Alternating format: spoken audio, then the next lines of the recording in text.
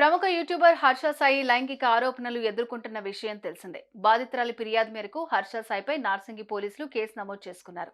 ప్రస్తుతం పరారీలో ఉన్న హర్ష సాయి కోసం పోలీసులు తీవ్రంగా గాలిస్తున్నారు.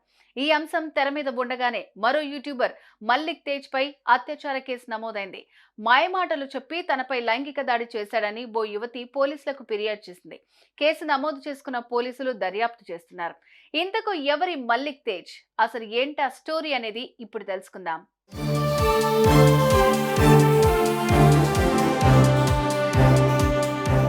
ఓవైపు జానీ మాస్టర్, మరోవైపు హర్ష సాయి, ఇలా ఇద్దరు లైంగిక ఆరోపణలు ఎదుర్కొంటున్నారు.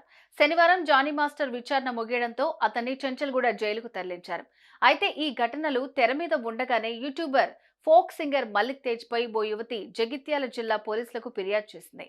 మాయమాటలు చెప్పి తనపై అత్యాచారం చేశాడని, ఆ తర్వాత బ్లాక్మెయిల్ చేస్తూ పలుమార్లు లైంగిక దాడికి పాల్పడటమే కాకుండా పెళ్లి చేసుకోవాలంటూ వేధిస్తున్నాడని సదరు యువతి ఫిర్యాదులో పేర్కొంది. తరచూ ఫోన్ చేసి వేధిస్తున్నాడని యువతి ఆవేదన వ్యక్తం చేసింది. దీంతో బాధితురాలి ఫిర్యాదు మేరకు పోలీసులు మల్లిక్ తేజ్ పై అత్యాచార కేసు నమోదు చేశారు. కేసు నమోదు చేసుకున్న పోలీసులు దర్యాప్తు చేస్తున్నారు.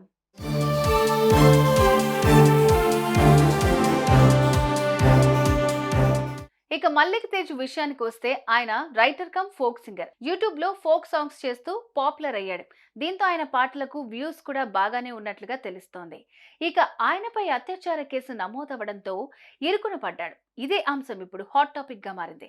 మరి యువతి ఫిర్యాదుపై మల్లిక్ తేజ్ ఎలా రియాక్ట్ అవుతాడనేది ఇప్పుడు ఆసక్తిగా మారింది.